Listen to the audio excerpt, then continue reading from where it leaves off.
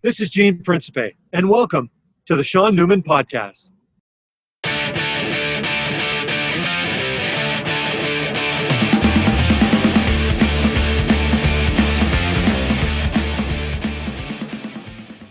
Welcome to the Sean Newman Podcast. Today, I'm joined with the fantastic Mr. Gene Principe. So thank you very much, sir, for joining me. Hey, Sean, happy to be here. How are you? Yeah, I'm doing great. How are things on your side? Well, you know what? The sun is shining. The weather's kind of turned in favor of some signs of spring, or at least summer.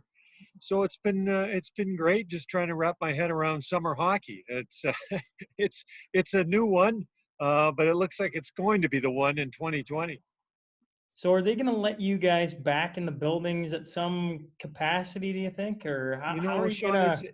it's a good question. I mean, that's the thing I think is that people go, oh, okay, we're going back to where we were, and we're not. And I know for us as Sportsnet works through the hub cities, works through crews, works through announcers. It appears that a lot of this stuff is going to be done off televisions just because of the limitations of being in the actual building. You know, to me, it doesn't seem like a lot to say, okay, here's my play-by-play guy, here's my analyst, here's my host. They're the only three going in, but that's three more people than you necessarily need. And if you've got 12 teams in one hub city, there's enough human traffic, I guess, to want to be even more careful. So we don't know for sure, but we do know it's not like it was, and we may be doing still, more Zoom interviews for post game, for pre-game,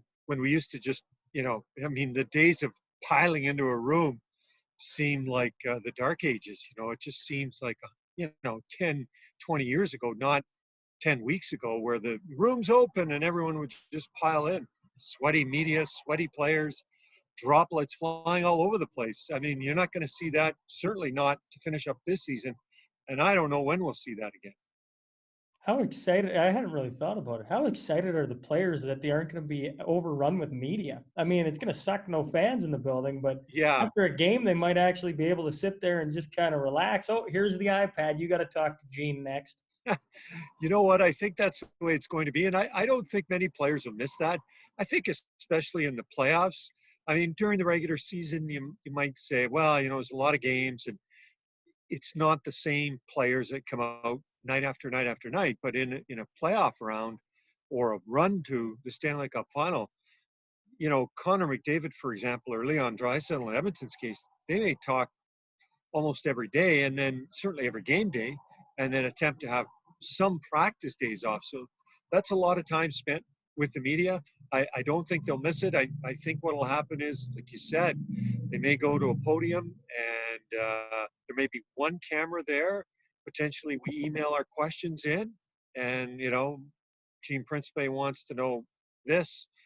Mark Spector, my colleague at Sportsnet, wants to know this, and we go through some questions, and everybody kind of gets the same stuff.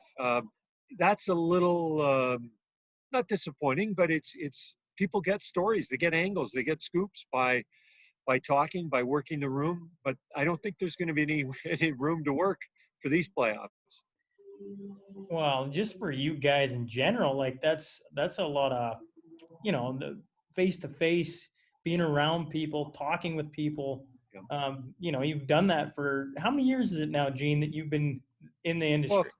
old man, 33 years. March 33 of years. March of '87 is when I graduated after my work placement at NAIT. I went to NAIT for a couple of years, graduated high school in '84, and away I went. Stupid and naive were probably two of my best characteristics, because if I knew now what I knew, back then, I'm not sure I would have hopped all over Western Canada, taking this job after that job for an extra $150, thinking, wow, I've struck it rich. But when you're young and impressionable and, not stupid, but certainly naive, but you're just trying to build your career, right? And you're just trying to move up the ladder. For me in my career, individually speaking, it was a lot like a baseball player in that, I started rookie ball, and then I went to single A, and I went to double A, and I went to triple A. And luckily I've had some opportunities to get what some people would call the major leagues, particularly with Sportsnet for the last, well, almost 19 years, and covering the Edmonton Oilers and getting to cover, incredible events. I'd like to say it was a lot of skill and hard work, maybe a little bit of those, but a lot of good luck and good timing gets you sometimes farther than you'd ever expect. You mentioned being naive. What were you naive about? Well, I don't think I really knew what what I was doing or how I was going to get there. I just started working, right?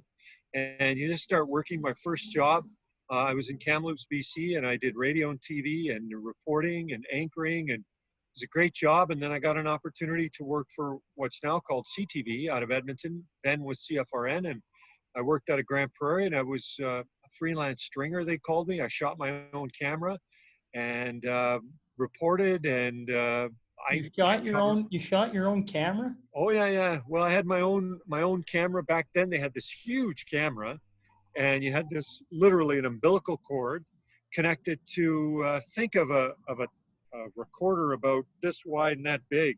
And so you used to put the recorder on one shoulder, camera on the other, when it wasn't on a tripod, and away you went. And back then, um, I didn't have the ability to watch my stuff. So I might go to Peace River, I might go to Dawson Creek. I covered the Peace Country is called, and Fairview, high level, pick a lot of small towns. It's a long way from covering the Stanley Cup playoffs.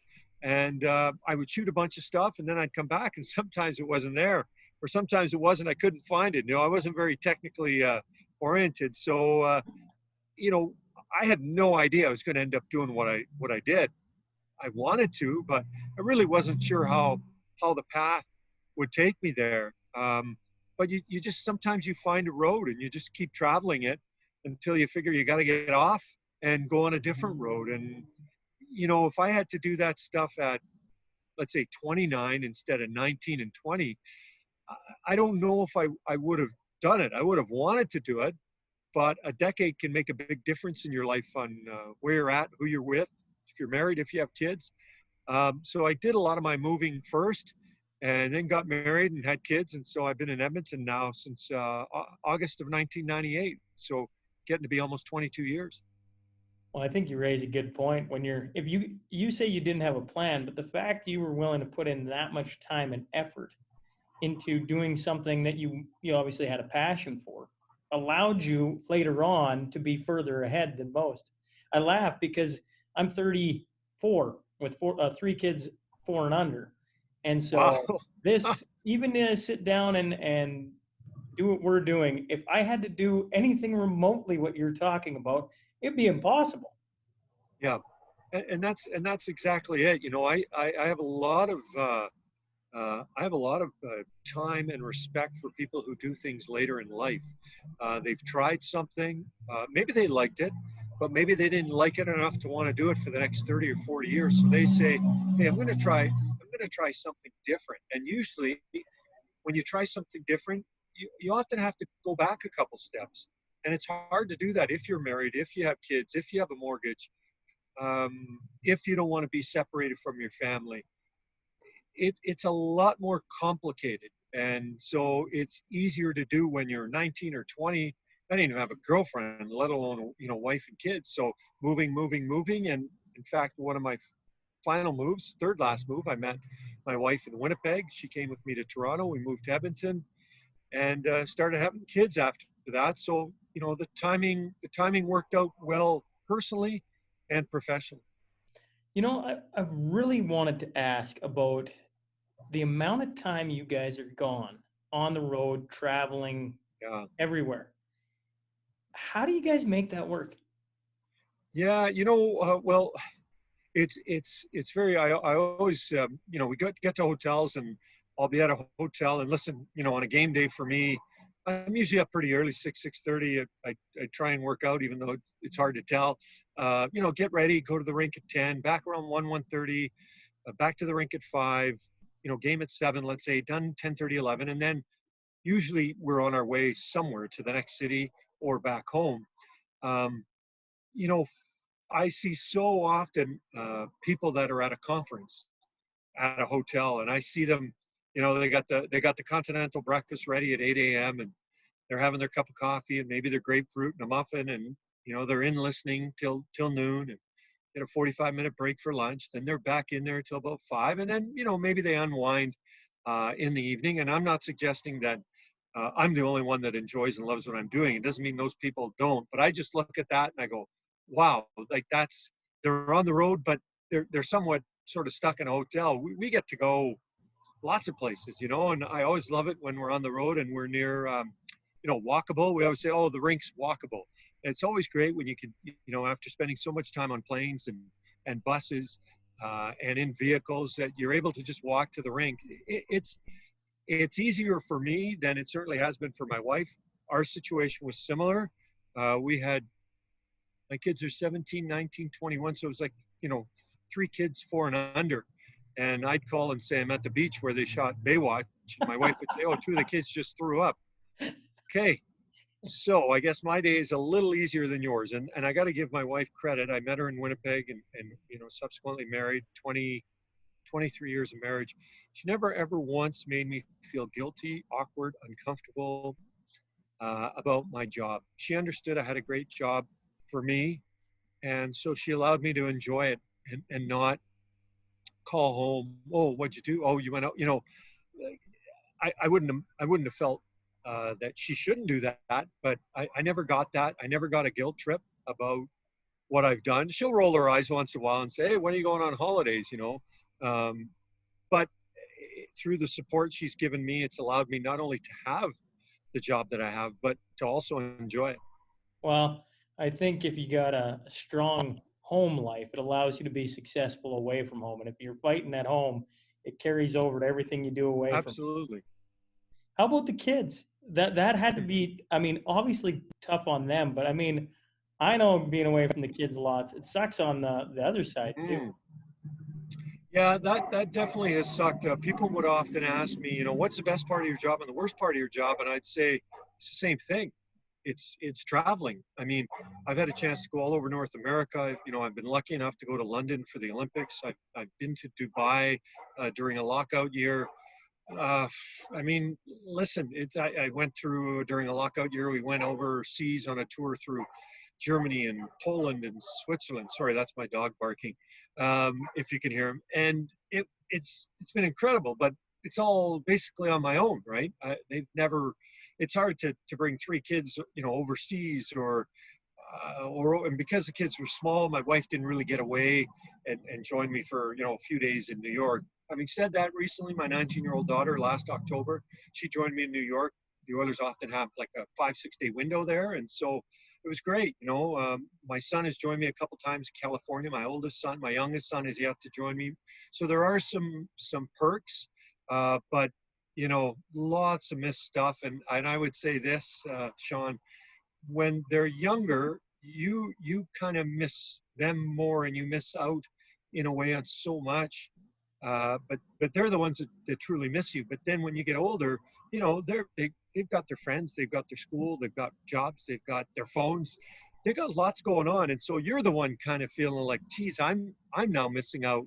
No one's running to the door anymore. Nearly breaking it down because dad's home. You come home like, hey, dad, when did you get home? So, and I get that. And I'll be honest with you, I'm torn because part of me, of course, wants them to miss me, but not like when they were kids. There were some really tough road trips where it was really difficult to leave. And you start wondering, why am I leaving? Do I need to do this? But it's more than a job. It's a career and it's a passion, and it's a great life, and it's also afforded them some great opportunities too. So you just got to make the best of it, and you want to make sure though that the family is first. That's got to be good, because if that's not good, work won't be good. Have you ever had bring your kids to work day? We've tried it a couple of times. Sometimes what's happened is, especially when the kids were younger in elementary and junior high, they would have it on a specific day, and I might not be in town on that particular day. So we've been able to massage it a bit. One of the kids temporarily had mentioned maybe radio and television arts, and I initially tried to talk them out of it. And then I went, wait a minute, I remember being 17 and my Italian immigrant parents going, what are you doing? What are you doing? what do you call that, a job? Right? They wanted me to be a teacher, a lawyer, a doctor, a dentist, a clean sort of educated position. I went to school for 2 years, got a diploma, not a degree, but luckily they saw me achieve some form of success and more importantly happiness. So when my daughter went back to it, I said, you know what, if you want to do it, I got you. She's like, actually, I changed my mind. I'm like, oh, okay. So, you support your kids in any way you can, and you hope to lead them in the right direction, but also their direction. Let's go back to when you're talking about your parents and deciding this is going to be a career path you want to go down. You mentioned it wasn't exactly. Oh, no,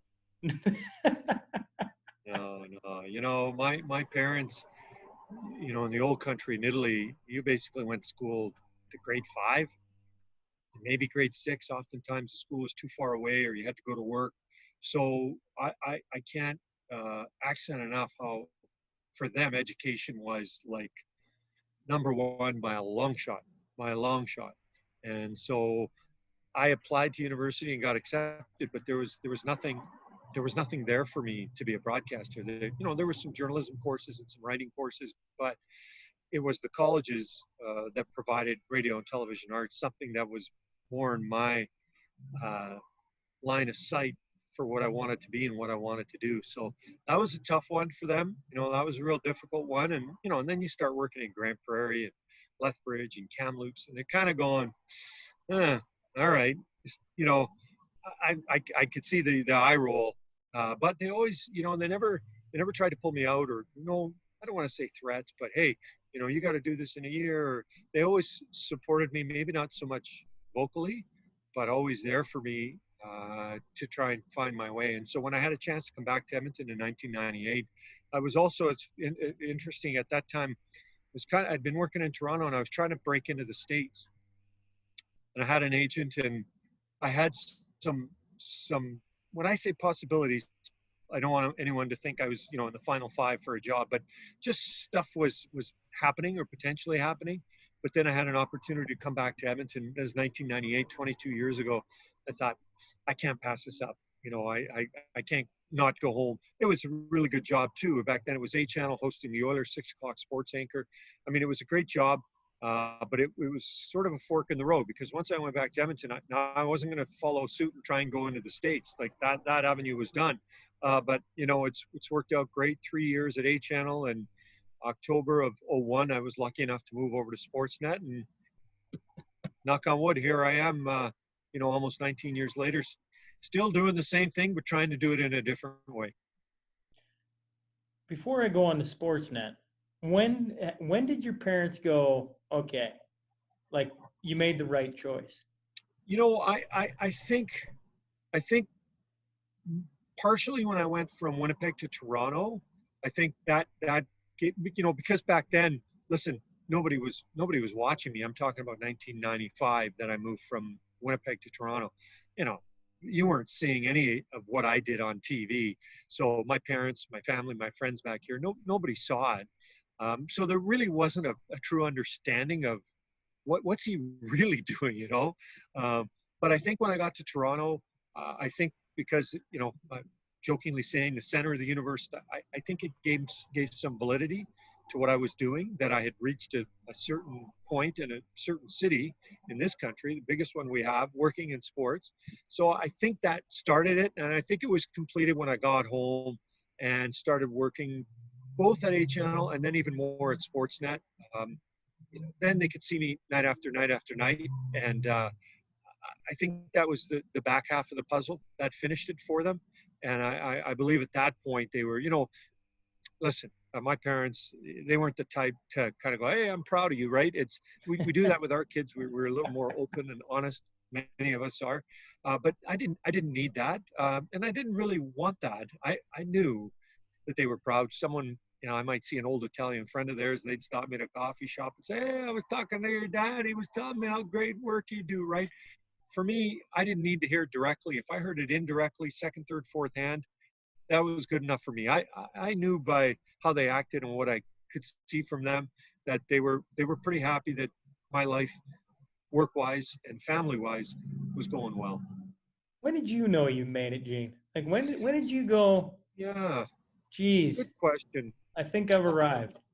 I think I would say when I got a job in Winnipeg, I'd been working in Lethbridge for about 3 years.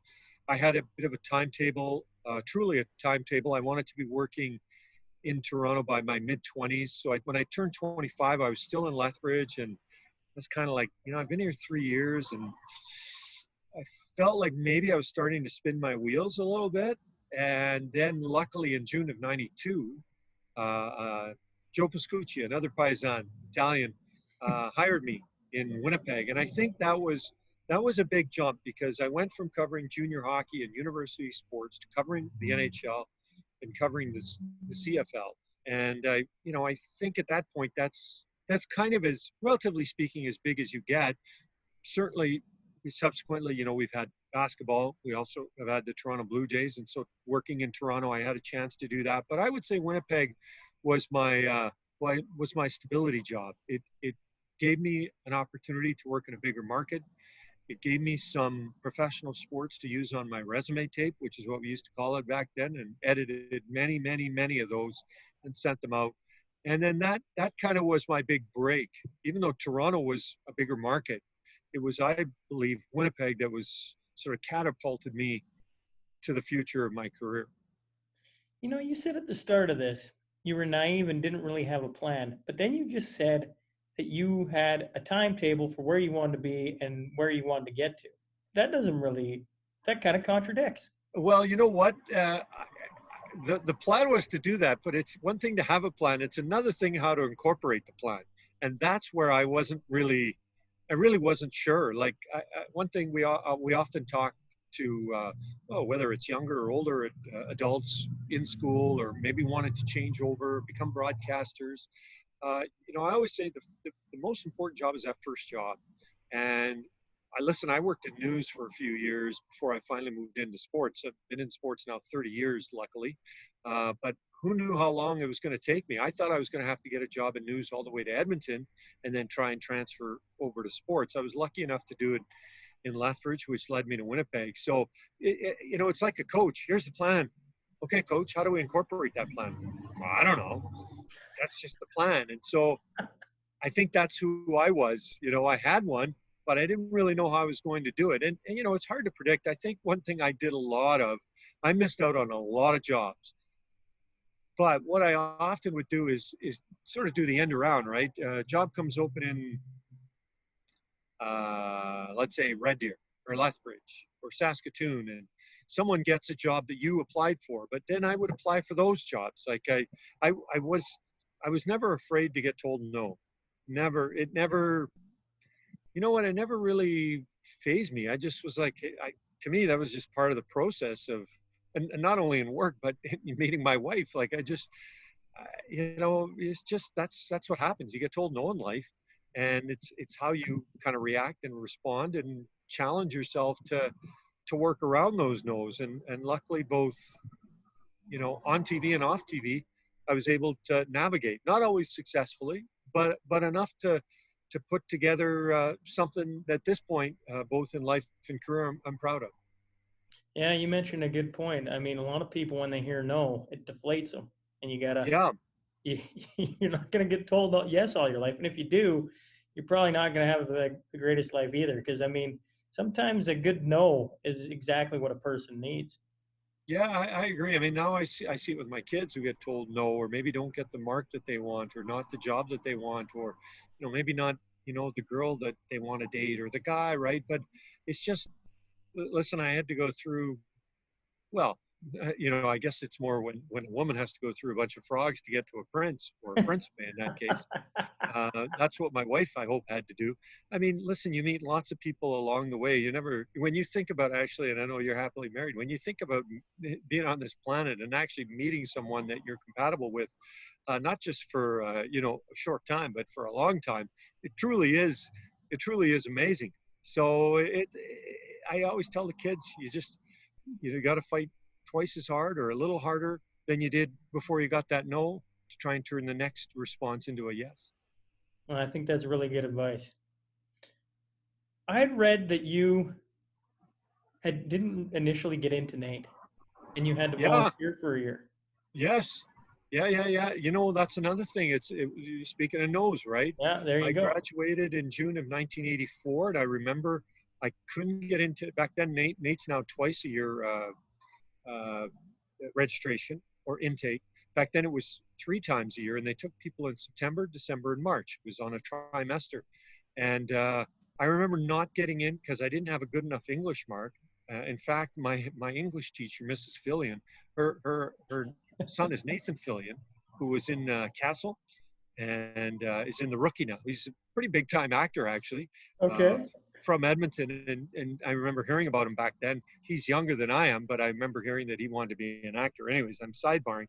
So I didn't get a good enough mark in English 30, so I had to go to summer school. So I went to summer school, up my mark, and I still remember going to Nate registrar, and the lady wrote on my application, accepted for December. Clear as day, I remember being in the front there, and that's what happened. And I didn't get accepted for December. I had to wait till March. So setbacks, right? Like it went from September, it went to December, it went to March. But I guess that was meant to be. I ended up with some really good people in my class, and right teachers, right timing, right? What about if I got in September? Who knows what would have happened to me? Like I have no idea. Maybe I would have got a better job. Maybe I would have got a worse job. Maybe I wouldn't have got no job. But that delay, I worked at the pop shop for 6 months full time and sold pop and rented You out sold pop. VCRs. Yeah, Black Cherry, Lime Ricky. Oh yeah, absolutely. I drank a lot of pop, and that's what I did. That was my full time job. What did you say? And you sold VCRs as well? Oh yeah, we used to back in the old days. I'm talking about mid 1980s. I remember it was a big thing where family would come in and rent back then they had both beta and VHS. We had it, and you would rent, for example, for $15, you would get the machine, and you would get like 3 movies for the weekend. And so we had a nice deal because we would work there, and lots of times we would work till 9 p.m. and then open at 9 a.m. And so you'd take home a couple of movies with you, and you'd watch the movies at home, and then bring them back before 9 a.m. and then you would rent them out to whomever showed up. And also sold pop, and we sold snacks, and that's a long way from covering Stanley Cup finals and NHL drafts and World Series and Olympics. And I'm not doing that to name drop. I'm doing that to tell you that, You gone a long way. yeah, and who knew? Who knew you could look? If someone had told me at 18 or 19 or 20, hey, one day you're going to cover these things, I was, well, I hope, but I don't think so. So you never know. I always say to people, including my kids, don't put limitations on yourself, because there's enough people around who will do that, who will say, you're not good enough to do this, you're not big enough to do this, you're not smart enough to do this, you're not talented enough to do this. So if they're going to do that, make sure you don't do that. Yeah. And you just want to prove them wrong if you can. Well, there's nothing better than somebody telling you you can't do Yeah. something. Yeah. And that just add a little more fuel to the fire, would you? Yeah, absolutely. That's exactly the case. So we just kind of work away, man. Sorry if I'm getting dark here, just because the I know cloud. you're out on for the I'm out on listeners the who can't deck. see the video. He's out on the deck, Yeah, and yeah, every yeah. time a Just to show cloud you, goes, there we go. Just to show you a little bit that that I am here, and the sun's about to pop out again. Here we go. It's every few minutes the sun pops out and Gene yeah. comes Here, just to prove that you're not talking to just nobody. back. Well, back in high school or even your younger years, were you into sports then? Were you Yeah. a hockey player? Or no? You know what? Growing up in junior high, I played volleyball and basketball, and I was, I mean, I didn't grow till I was about 16, 17, so I was a very small point guard, and I was a setter in volleyball. But I would say my two main sports were hockey and soccer. Soccer was number one, though, by far. I mean, for me, if you want a roadmap of my broadcast career, it started when I played soccer, and then I tried out for the under 16 provincial team. I still remember going to Commonwealth Stadium. Back then, we didn't have the indoor facilities that we have now, the indoor soccer fields. And I went and trained and tried out, and I got cut. I wasn't the first cut, but I certainly wasn't the last cut. And I went, I don't know if I'm going to be a pro soccer player. So what do I want to do? And I thought, if I can't play sports, I would really love to cover sports. And so it began, and I watched lots of TV, and my parents never let me forget it. But I love watching Howard Cosell, I love watching Dick Enberg and Al Michaels and many of the greats in the U.S. Locally, you'd have to be older, but Al McCann. I watched Ernie Afghani's. I mean, there's been lots of great Canadian sportscasters. So I just kind of said at about 15, 16, I'm like, you know what? I don't think I'm going to be a pro soccer player. So let's try and be someone who covers sports. And away I went trying to do that. So you mentioned soccer. So is soccer your passion then? Yeah, it is. I've done a lot of everything. I played for a long time. I refereed. I was in the national soccer referee program when I was in my kind of early to not quite mid 30s, but early mid 30s. Then I went back to playing, and now I've coached along the way. Took a bit of a break. You do so much with your kids, and then if they stop playing, then you kind of stop coaching. But I've coaxed my daughter back into playing, so she's back playing outdoor. Along, hopefully with COVID-19, everything is okay to get back on the pitch. We've seen it, overseas with soccer, and hopefully that'll be the case here. So, yeah, that was, I mean, things I remember. I remember where Ben Johnson was. The 9-7-9. I remember where I was when the Oilers won their cups. I remember where Italy was when they won Euro and won the World Cups. A lot of moments that are tied to sports. But I guess, if I were living in Italy, I'd love to be doing play-by-play for Serie A. I would love to do, make a living out of soccer in Canada. It's a little bit more difficult. We have the game. It's a growing game at grassroots, but as people know at the professional level, it's a little more difficult. We have MLS now, so that's great. But I'm just happy to be involved in sports in any way, shape, or form. I'll shoot hoops with my kids. We'll do various things. I just like to be outdoors if we can, ride bikes, whatever the case might be. Well, the reason I bring it up is, some days I have the greatest years, some days I don't. But have you ever worked a World Cup? Well, that's an interesting story to be told. I was supposed to. So it's 2006. Sportsnet has a World Cup. What a year rights. That was. Yes. So I'm going to the World Cup. I'm going. I've got 7, 5, and 3 of the kids, and my wife, God bless her, she's like, hey, if you got to go, you got to go. But it would have been a 6-week road trip. Gone, Cover the World Cup. Covering the World Cup, my dream. Well, then there's this Italian guy named Fernando Pisani and this Norris and Hart Trophy winner named Chris Pronger, and this goaltender named Dwayne Rollison, who start to make things happen. And one round turns into 2 rounds. We get to the 3rd round, and they're leading Anaheim 3-0. And I'm like, what are we doing here? Because I don't even know what I want to do at this point. I'm born and raised in Edmonton. The family guy in me doesn't want to go away for 6 weeks. It is the World Cup. I mean, it's probably a one-shot deal. But the Oiler fan in me and the guy from Edmonton's like, hey, this is pretty good right now here. So they asked me, my bosses, I said, you know what? I would really, I can't lose, but I also feel like I can't win. So you guys discuss it. And they tiptoed back and forth. Some people said I should go to the World Cup. Some people said I should stay and cover the Oilers. Turns out they decided I was going to stay and cover the Oilers. What happens? Edmonton makes it to Game 7 of the Stanley Cup Final, lose. Italy makes it to the World Cup Final in 06 versus France and wins. So, oh my! What more can I say than that, right? Now, the one thing that made me feel better about everything is, obviously, I was flying back and forth covering the Oilers, but the road trips were 4 or 5, maybe 6 days, and then home 4 or 5, 6 days. So certainly family-wise, it was better than being away 6 straight weeks. But yeah, that was my one and only shot to cover a World Cup. I'm hoping in 2026 when it comes to North America and Mexico. I don't know if I'll cover it, but I'm hoping at least to get to it. So that is the dream then, to be able to help cover a World Cup. Yeah. I was able to cover the 2011 Women's World Cup, I believe it was, and that was great.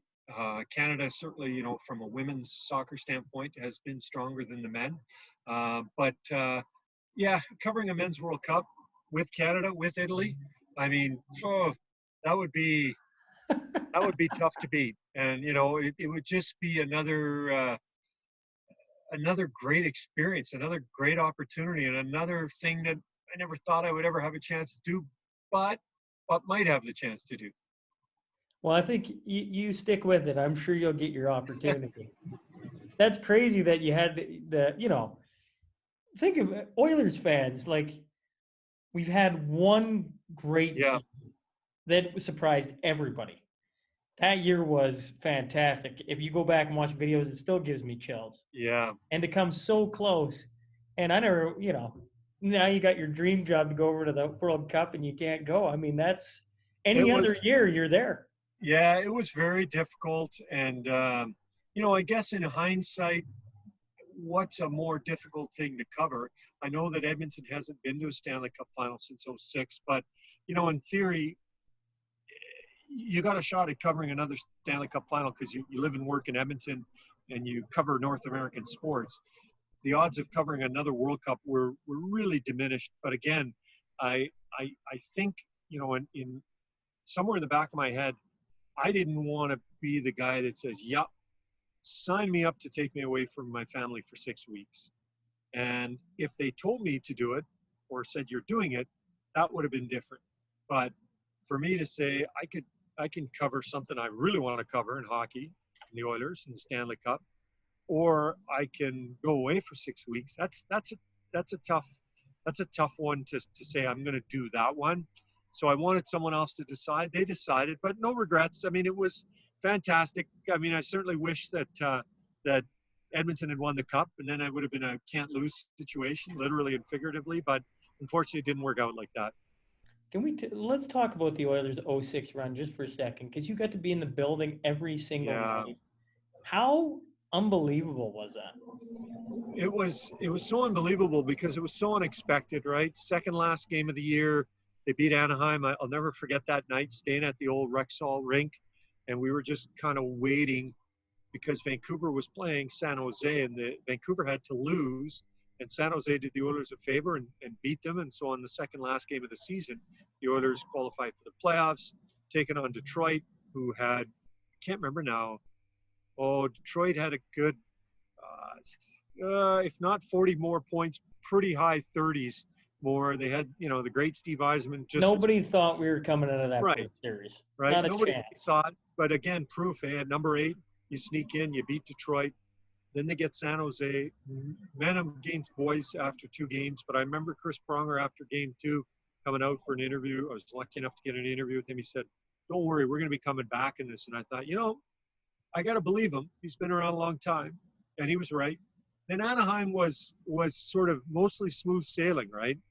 And then we get to the Cup final, and Dwayne Rollison gets hurt. I'll never forget. So he got hurt, and what happens is at Cup finals and most playoffs, they bring the coach and a star player or two to the podium, and usually the losing coach goes first. At around the same time, the room opens. So there's various things happening at one time.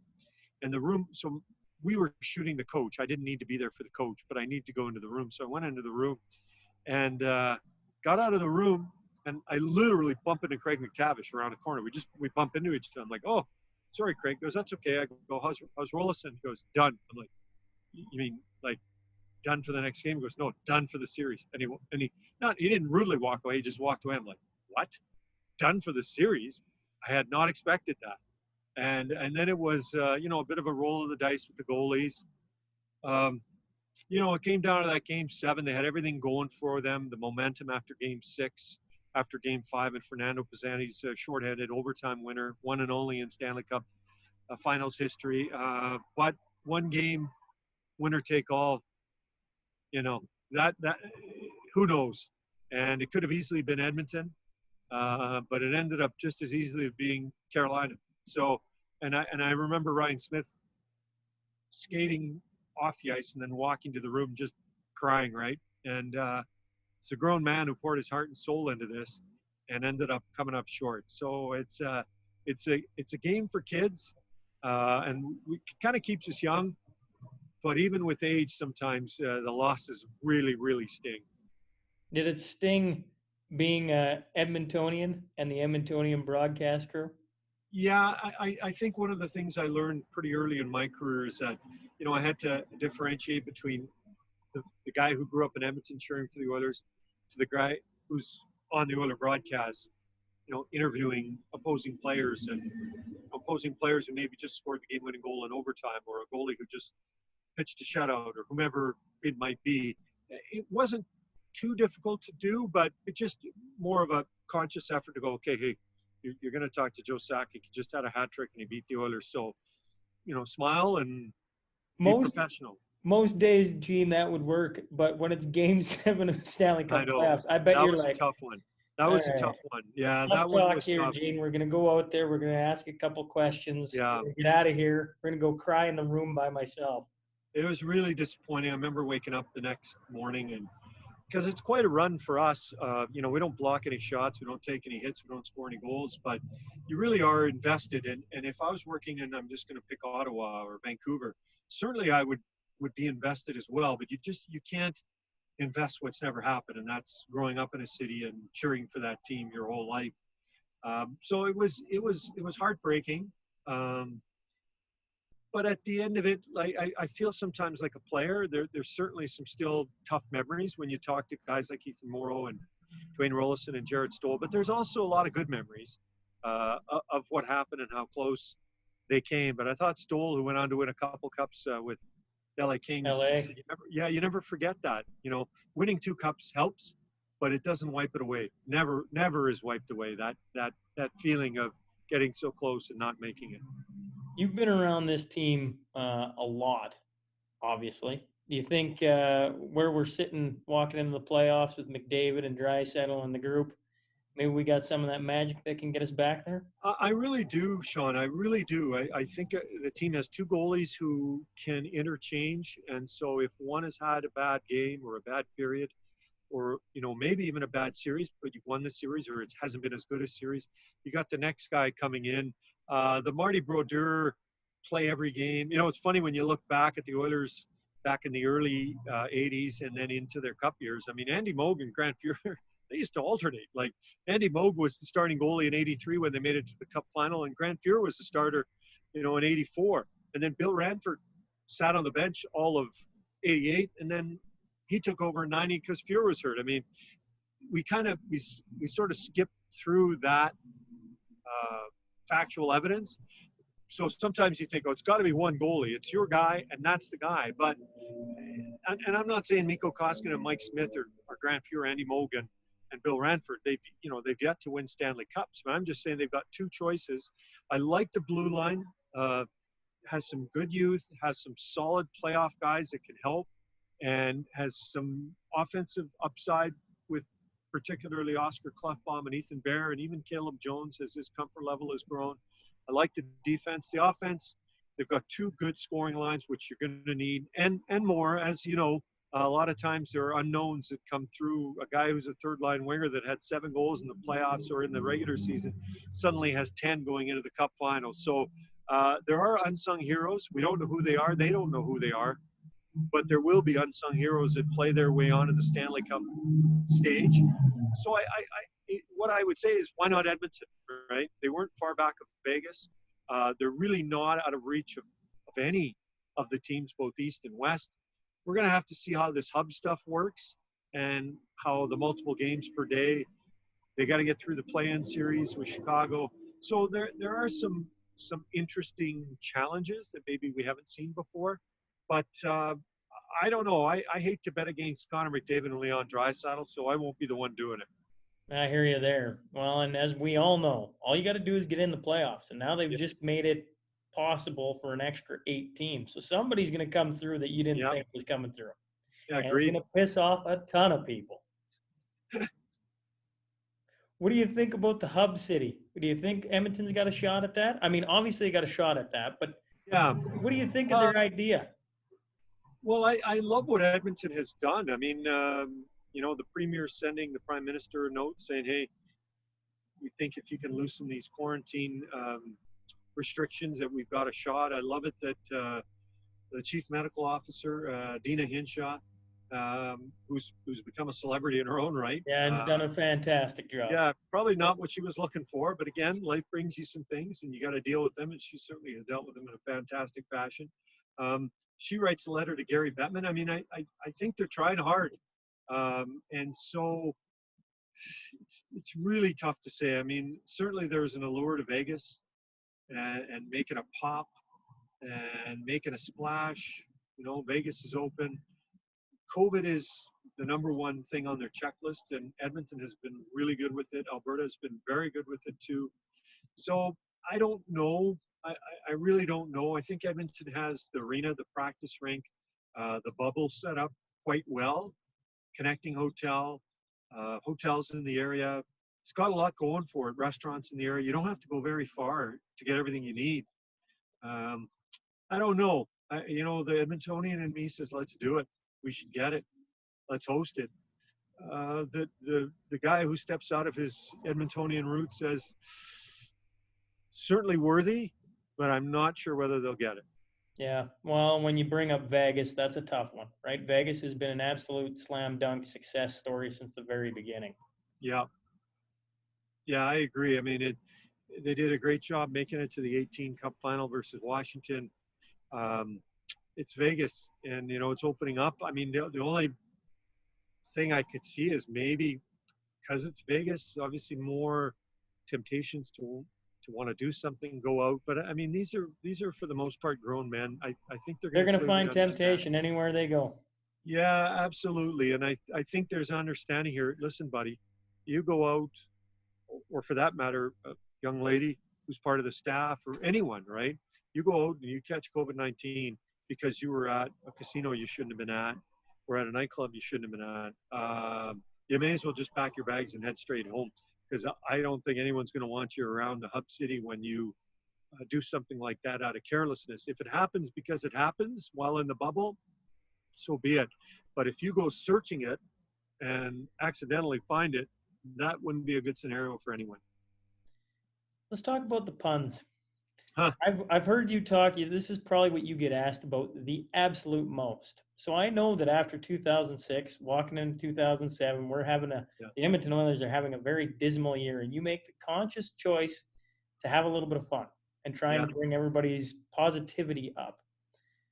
How freaking nervous were you to start throwing out puns at the end to begin? You know what? I think that I wasn't nervous about trying something to lift spirits. Circling, first of all, great job on your research.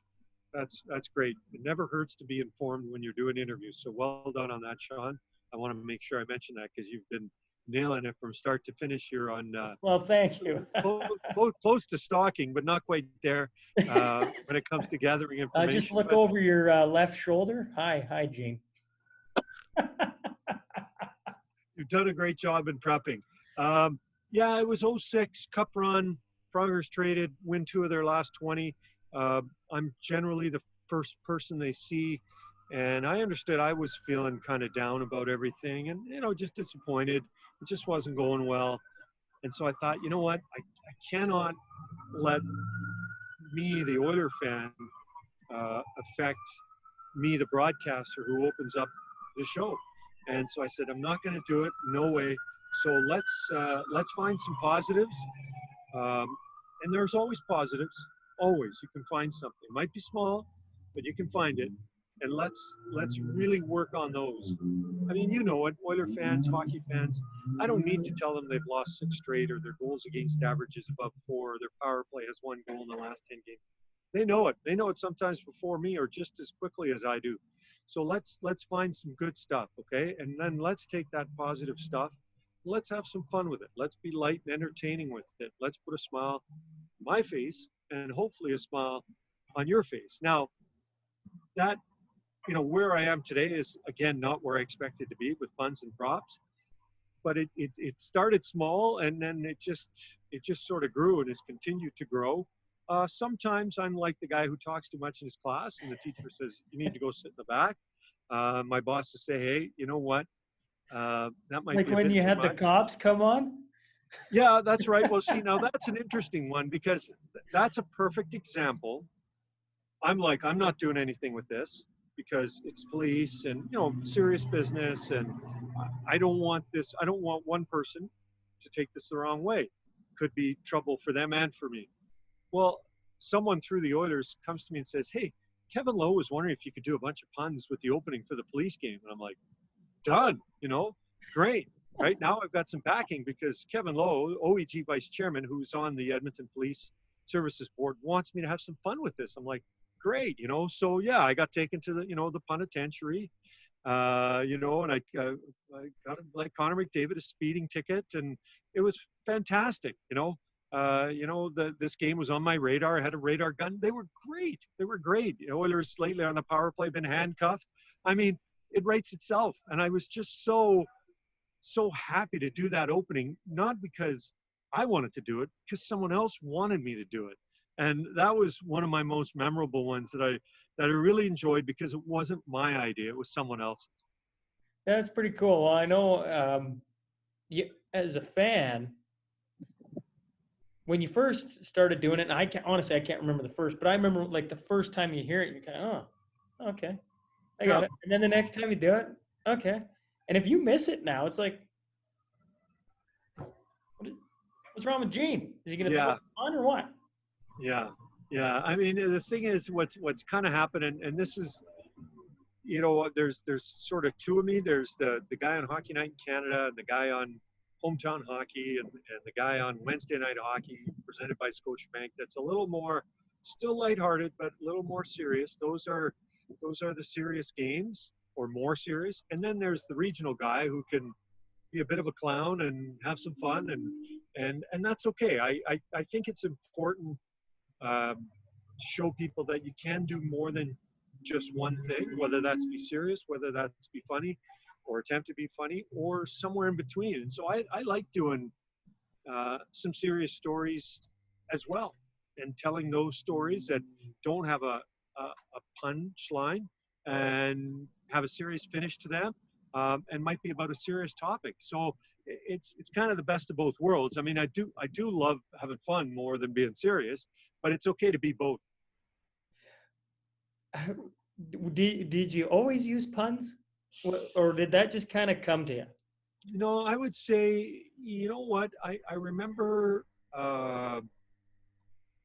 doing something on, it was '06, around '06, maybe it was '06 into the '07 season, and doing some stuff on Gary Bettman and Chris Chelios had a misunderstanding or disagreement or something labor related, and Chris being Greek, I just finished it up saying it's obviously not only Gary Bettman, but Chris Chelios is feta up.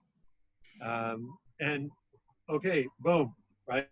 And that was kind of the beginning of it. And I think what happened too is we started getting on social media, and I used to love, I'd get a tweet saying, "You're an idiot, get off TV, no chance you should be doing this." And then the next tweet would be like, "Wow, I really like that. That was funny," right? That's people for you, right? Different people like different things. I don't know if, I don't know if I would like me if it was someone else. I'm not sure, right? This is just who I am and what I do. And I've tried to find my own kind of niche in the sports broadcasting world. And so that's kind of where it started, and that's where it continues. Now, having said that, I would say in the last couple of years, I used to just do stuff and then beg for forgiveness afterwards. But times have changed. Yeah, times have changed, and you got to be a little more careful, because begging for forgiveness might not be enough. You might be begging for your job. What did you just do without permission? What's some of the ones you just went after? Oh, I remember, for example, I couldn't do this now, but I remember when Donald Trump, his inauguration, I wore a Donald Trump mask in the opening, and only because my son had actually worn it for Halloween like 2 months before that, right? So I had it. He won the nomination and became president. I thought, well, this is perfect, right? And so I wrote. I remember one banner was, Cam Talbot's "Build a Wall" around the Edmonton net, and just a couple of. It was all politically oriented, right? And I know I wouldn't be allowed to do that now, and I get that. I get that, especially because of how controversial he's been. I don't know if that's the right word to use, but in the news. So I get, and there's been some other ones where someone was like, you know what, maybe don't. Like I was doing a thing on the Oilers were having their best start since the 80s. So I had like 80s acid wash jeans and an 80s shirt and an 80s afro. And someone said, you know what, I think you can make the point without the afro. Take off, like it was a wig, right? Yep. And I said, you know what? Yeah, I think I can make the point without that. Again, would I have liked to sort of fill out the costume? Yeah. Yes, but at what expense? Um, so just things like that, or some things that I want to do, I'll run it by someone, and they'll say, you know what? Let's try this. Let's try it. So the producers have been really good sounding boards that way, because listen, I don't want to get them in trouble. I don't want to get me in trouble, and they don't want to see us get in trouble either. So it's just with the way things have gone the last few years. I think it's important to have a bit of a checklist to make sure that this is going to go the right way, and that, hopefully, fingers crossed, nobody takes it the wrong way. And I think my last point on it, I think that because of who I am and what I have been doing, that I get a little more latitude, because people know that there isn't And he, you sort of know, a mean-spirited yeah. background to it. But having said that, still just be careful, I guess, is my point. Not just for me, but lots of people who have social media, which is almost everybody these days. When you make the switch over to Sportsnet was not what it is now. Did you foresee what was coming with Sportsnet? Or is what has happened now just like, holy Dinah? Yeah, we've certainly have grown. When I joined on a year after Darren Dreger, who's now at TSN, left A Channel to go to Sportsnet, I came to Edmonton, and then 3 years later, I started at Sportsnet. But it was kind of the new network on the block, right? So there's growing pains. It's the opposing network had been on since the early 80s. Big head start, just like taking two grocery stores and putting them up against each other. One's been around for 15 years before the other one. The new one's got some work to do, but boy, through the different bosses that we've had, different leaders, and I guess right up to the Rogers family, I mean, they've done a great job at making us a heck of a network, if you don't mind me saying. And certainly acquiring the national rights gave us another big step up. I mean, certainly we're known as a hockey network, but a regional hockey network, and then the playoffs would come, and we might get around, we might not get anything in the old days, but now we've got it, and through CBC, which we have an incredible partnership with. So we've come a long way. I don't know. I mean, I was happy with the little sports network that could, but now we've really sports leader, and I like the old way, but I like the new way too. It's a great combination, and I really think that nationwide, it's put us on the sporting landscape, and it certainly even into North America all over. When you're dealing with, we have the Blue Jays, we've had Raptors games, we have no shortage of hockey games, we've had soccer games. So I think we've really found a real nice spot where we're at right now, and hopefully we're going to get back to here when hockey returns. You've been working with the same cameraman for 19 years? Yeah. Same guy, Corey Blashill. Is that unique, or is that something that just happens? I'd never really thought about it much. Yeah, you know what? A little bit of both. Usually when you work at a network, or you work at a station, you're always working with different cameramen, different camera people, ladies, men. Could be the same guy for 2 days, and then you don't see him for 2 weeks, or the same girl for 2 days, and then you don't see her for 2 weeks. Corey and I have been together. I started October of 01. He started January of 02. So coming up in January, knock on wood, there'll be 18 years working together. We're the longest serving duo. Corey moved here and has been here a long time. I'm born and raised here. You got two guys who have no interest in going anywhere else, and are really, really satisfied and happy with their jobs. So just kind of worked out that way. And he's funny, if you met him, he looks like the guy when it comes to, he's very open and outspoken and talkative. You'd think, oh, this guy's probably on air. Generally off camera, I'm not saying I don't talk, but I can be the quieter guy, less opinionated than him.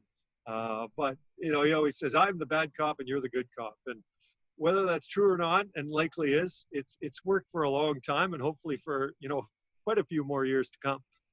I bet you guys know each other like, extremely well. Yeah, 19 years with anyone, yeah, day in, day out. Like that's a lot. yeah. It's Or been a long 18 years, time. 18 I years. mean, we've seen each other, have families, have kids, have grown kids. It's a lot has happened in almost 20 years of time. We've seen, parents pass away, and always kind of, been there for each other.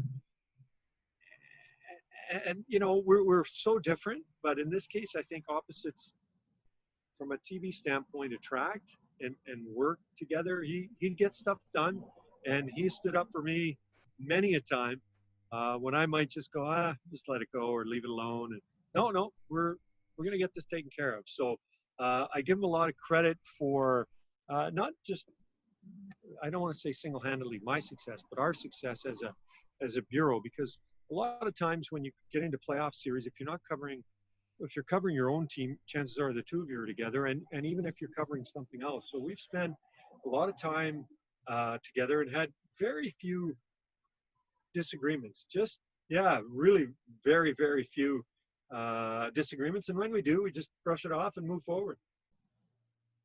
We've talked a lot about the NHL. If you were to move away from the NHL and look back on your career, what are a couple of the things that stick out that you've really enjoyed being a part of now, whether it's the Olympics or whether it's, I don't know, CFL football? Is Yeah. there something when you look back, you go, man, I really enjoyed that time? Yeah, I think we have some on each. I've really enjoyed going to drafts and covering number one picks, and I know someone insert the joke of I've had lots of experience doing it, but it's there's nothing like a number one pick in a draft. I mean, it's just the excitement and the buildup and the drama to it is incredible. And I remember Tyler Taylor of 2010 between Taylor Hall and Tyler Sagan. That was a lot of fun. Covering Stanley Cup Finals, both with Edmonton in it and others in it. Again, the Cup Final is the piece de resistance in North America for hockey. Those have been great. CFL, I remember the '97 um, Grey Cup. Toronto was in it and won. Mike Pinball Clemens was there, and Doug Flutie, and it was here in Edmonton at Commonwealth Stadium, so When it was they a beat the hometown. Riders? Yeah, yeah, No. yeah. Ah. Sorry. That. Well, to cut you off, I literally just talked to Rod Peterson about that. I was in the Oh yeah, stand. Rod. Yeah, We get beat like 47, I want to say yeah, 47-23, and we did not deserve 23 points. And the yeah. rough That fans that started was a chanting, machine we're of a number team. two. Yeah, so that one was memorable. I think going to Dubai, I remember going there for 4 days to do some stories during the 04-05 lockout. We met princes. We rode camels. What were you We doing in went. Dubai? You know what? We were there doing.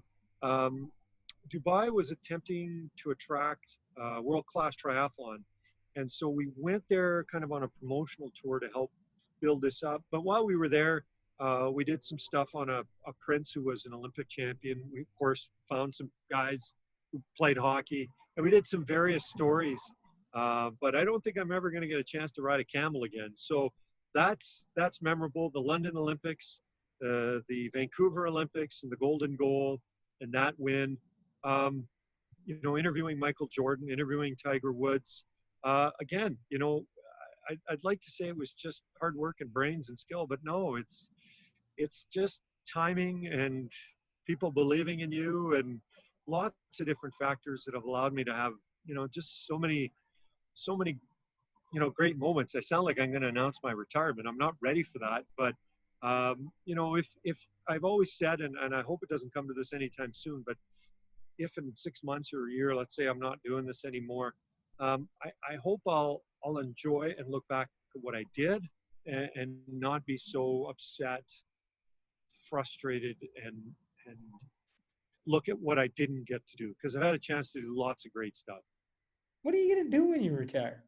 I personally feel like Gene, you got lots of years left. But what are you gonna Yeah, do well, if it's closer to I number like to two? think so too. I mean, I'm 53, and so I always kind of say it's a 7 to 12 year window. I think, I hope 7 to 12 years from now, my kids be fully grown and hopefully married and have their own kids. And that wouldn't be too bad to run around teaching them how to play sports and hang out and skate. So, we'll see. I mean, a lot of media people don't retire because it's like a retirement job. you know, I mean, listen, at the apex of what I'm doing, I fly on a plane with the Edmonton Oilers. I stay in incredible hotels. I get to see North America / the world. I go to hockey games. I interview people that many of us know and recognize. I mean, why would I retire? Like, why would I retire? I'm going to keep working. So that's why so many of us, people don't want to retire because it's great. Why do you want to say bye to it? Well, yeah. How are plane rides with the hockey team? You know what? They're good. Despite what I do not like to fly. Really? Yeah, I don't like to fly, and So what do you do then, Gene, to get over that? Because last time I checked, you're on a plane all the time. yeah, I know. I tell you what. My partner in crime there, Kevin Quinn, sits beside me and tries to calm me down. He always opens up the window when it's bumpy. Um, a lot of times I just look straight ahead and focus on something. I do what I call the clutch and grab. The seat beside me, I hang onto that, and then I hang onto the front seat. So the clutch and the grab. Um, That's I'm not never gone away. no, no. Sometimes you think it leaves, but then it comes back when it's bumpy, right? Like I Yeah. love it. It's not that I dislike planes. I just dislike turbulence, and it just makes me uncomfortable and makes me nervous, makes me kind of nauseous. It just doesn't make me feel well. And So you'd take a so, bus over a plane any day. yeah, I would be the John Madden of sports broadcasting if I could, taking a bus everywhere. I remember one of the great trips. We went from Philadelphia to Long Island back in the old Doug Weight days, and we watched Dumb and Dumber on the bus and had some pizza. And I thought, this is great. This is great. Now, being out east, obviously the flights, they're shorter, and in theory, less time in the air, less opportunity. I've been on some 45-minute flights. I'm like, oh, I've been on some 5-hour flights. I remember when New Jersey and New York in 2012 and 2014, if I remember the years correctly, 2011, I think. When they played LA, I mean, you're talking about 5-hour flights back and forth. I mean, the good thing was no connections, but those are long flights. So you kind of never know. But uh, yeah, for me, I love it in the off season. My wife's family's Winnipeg. Drive there, drive to BC. I don't mind not getting on a plane during the off season. But the thing is, my family would like to get on a plane and go somewhere, and I can't blame them. Yeah, that's surprising that you're afraid of flights. Yeah, Considering, I mean, all you do is fly. That's all you do. I All know, I you do know. is go all I over. do a lot of. I'll check on size of planes, right? To see what's available. I might take a longer route if I think that I can get on a bigger plane instead of a smaller one. Might check connections. I do a lot of um, searching, fact finding, because usually what happens is we don't physically book our flights, but we generally will give a couple options, and then someone in our travel department will book it. So I don't just go, oh, just book me to from Edmonton to LA on February 3rd, just for example. I'll give them, hey, this is what I would like. If you can make this happen cost wise, just because I want to be, I generally like going through Vancouver because you chop off an hour, 15 hour and a half, and then it's maybe only 2 hours down to LA, to San Jose, into Anaheim, into those cities. So yeah, I do some checking though before I do my flying. That's too good. Of all the things that we're going to talk about today, Yeah, Gene having a fear of flying and yeah, taking the long way around to make it to destinations, that's pretty yeah, comical. yeah. I know. I think it wasn't too bad when I did a little bit of flying, but it seemed like the more I did, the less comfortable I got because the more I did, the more opportunity for bumpy flights. And sometimes I know some of the Oilers in the past because on the plane it's like coaches, management, staff, a little bit of media, exit row, and then players. And when it gets bumpy, sometimes players will go, "Hey, Gino, how you doing up there?" And I'm like, I don't turn around. I focus on a spot. I don't acknowledge. For me, that's my way of trying to get through it. Is just spot, stare, clutch and grab, and that's it. Is And then there after, a I'll say player something.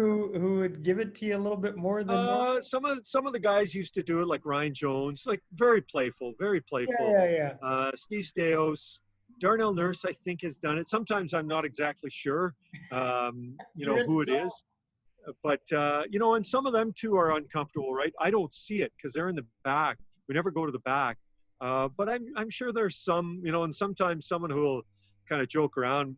We really will be on a bumpy flight. They're like, "Hey, that kind of got me too," So all in good fun, and I guess kind of like going back to when we're kids, right? If they're talking about you or talking to you, then I guess it shows they kind of like you at least a little bit. Yeah, for sure. I had to ask one about the old building, the old Coliseum, the Skyreach, et Yeah, cetera, et cetera. We went from having the Derrick drop down, which as a yeah, fan, and I hope I speak for a lot of fans, maybe nobody else cares, but I really liked when the Derrick came down. It just kind of built the anticipation, the yeah, fireworks coming out. It was unreal. They go to the new barn. They've taken everything from every possible arena to make it look awesome, and they take yeah. that out. Am I the only one thinking that?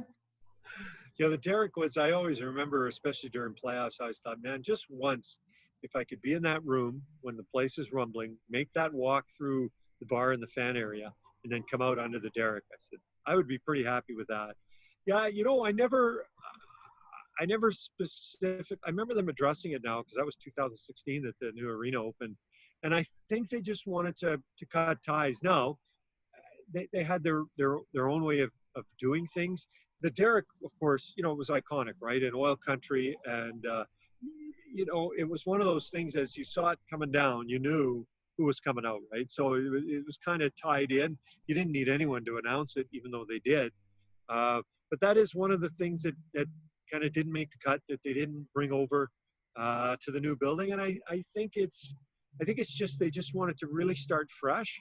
Um, maybe they would consider bringing it back. I don't know if after X amount of years whether that idea is long gone.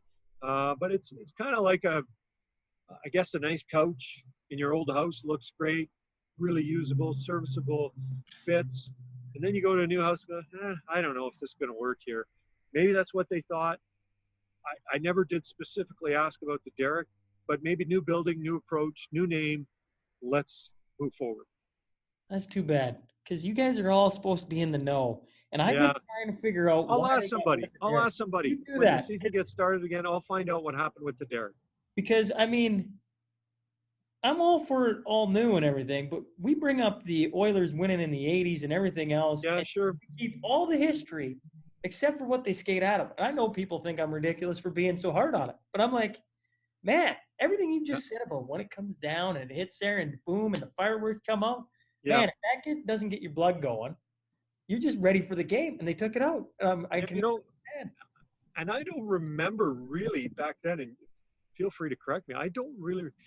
I'm assuming it was asked, but I don't remember a big furor or a big deal out of it. I don't remember a lot of online comments or anything along those lines about the Derek. Likely some questions, but nothing that social media sort of picked up and ran with.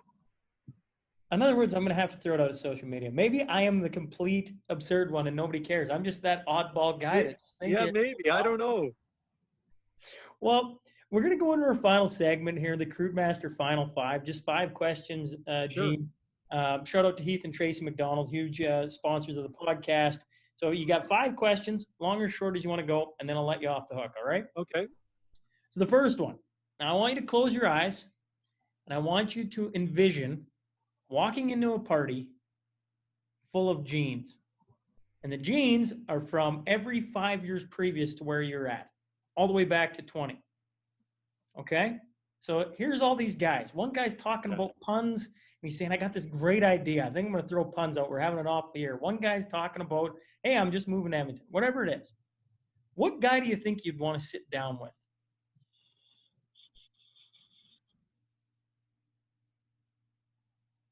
That's a lot of five. Let me think.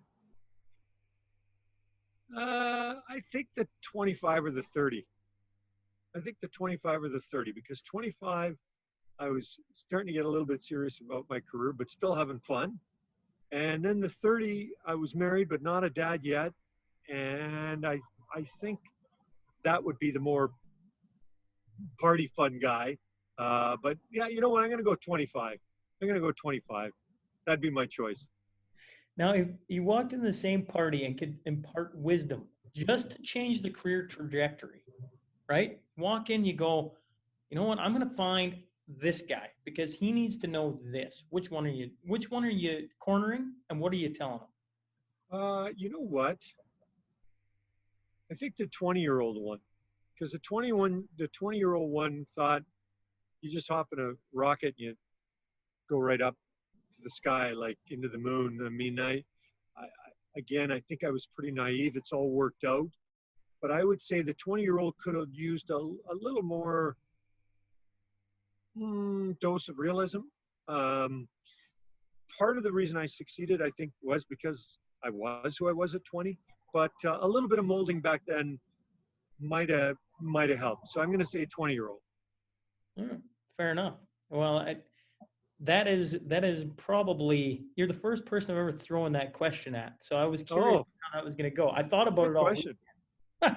Well, I thought about it all weekend because I always talk about I'm 34 now. When I look back at 25, I go, man, at 25, I thought I had the world by the nuts. I don't know. Yeah, But at 25, I thought the same thing about 18. And you're right. further along your career than I am.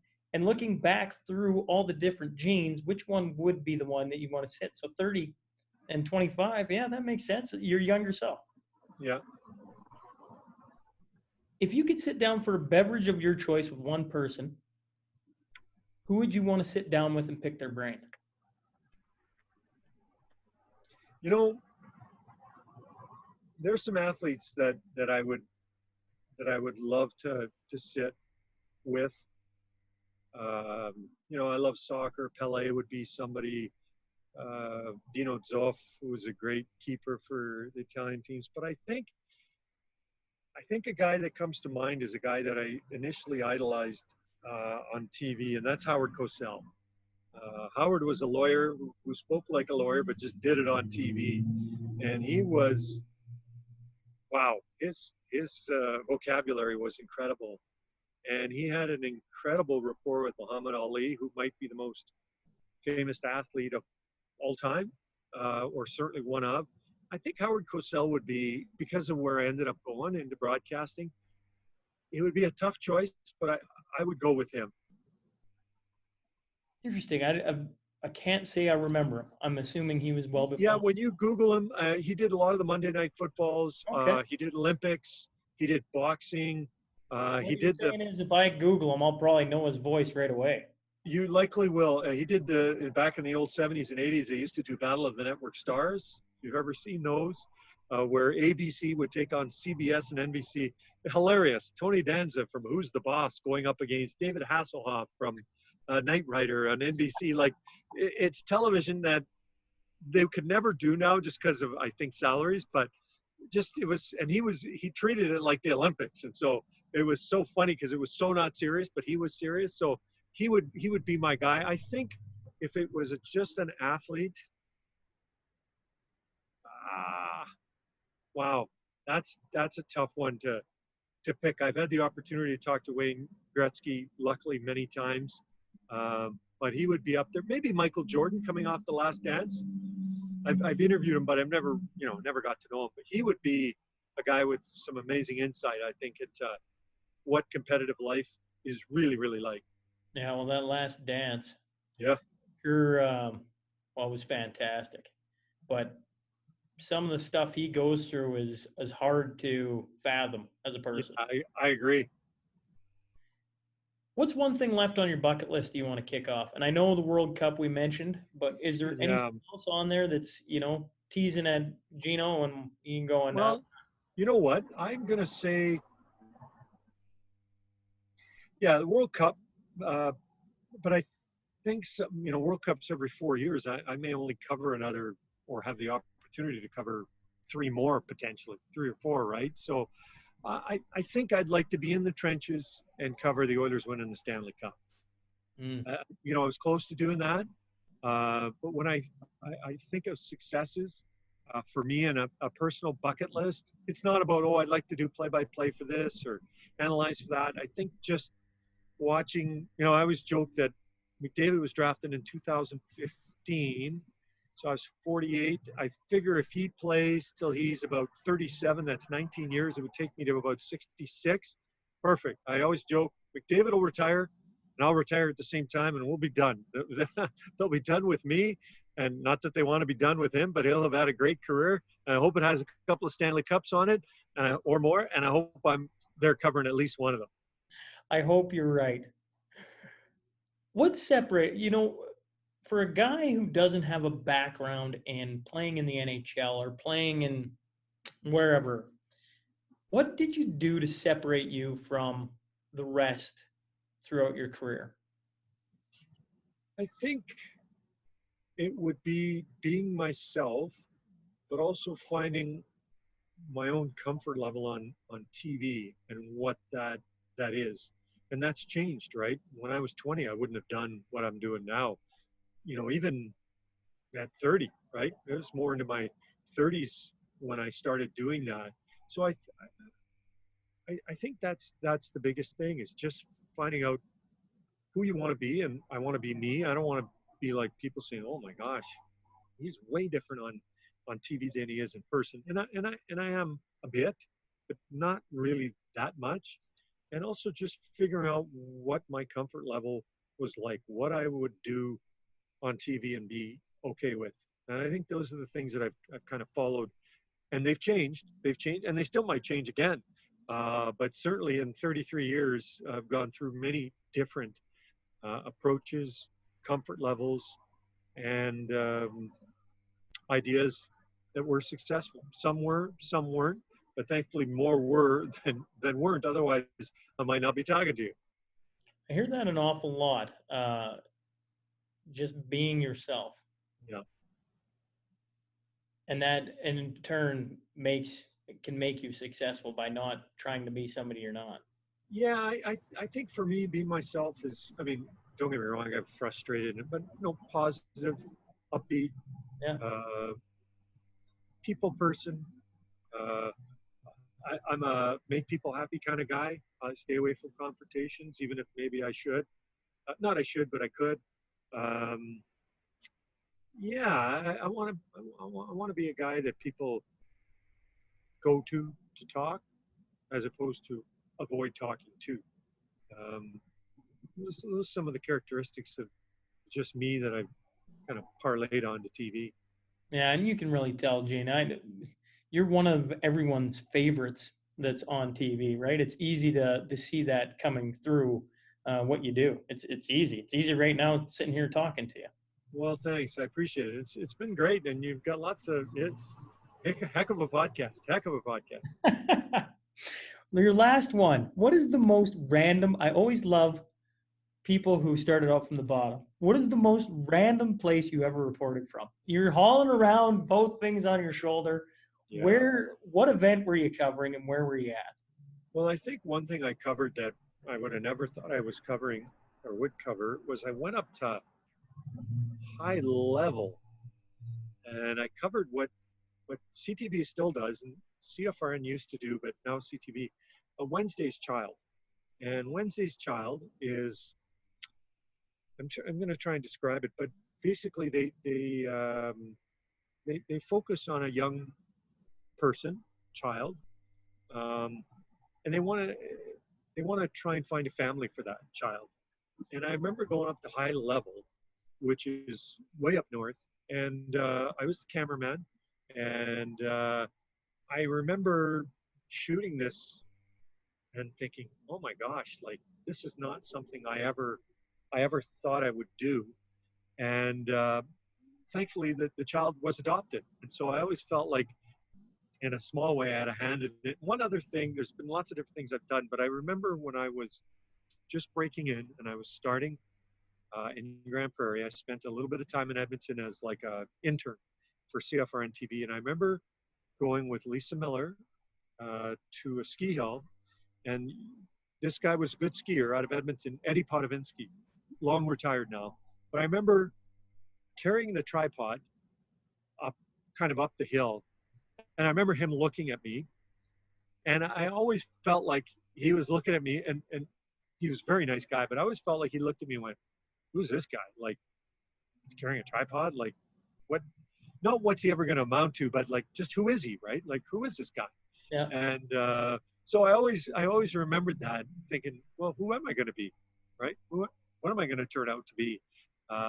So those are a couple of things that I remember that are way off the beaten path, have nothing to do with sports or a final score or anything, but I just really remember them. Well, I really appreciate you sitting down with me. I've thoroughly enjoyed this, and I wish you best of luck, and I hope that we have many more years of Gene, the Principe of puns. Thanks, Sean. I appreciate the time, and great work on your part, and continued success at home and with the podcast. Thank you very much, sir. Hey folks, thanks again for joining us today. If you just stumbled on the show and like what you hear, please click subscribe. Remember, every Monday and Wednesday, a new guest will be sitting down to share their story. The Sean Newman Podcast is available for free on Apple, Spotify, YouTube, and wherever else you find your podcast fix. Until next time.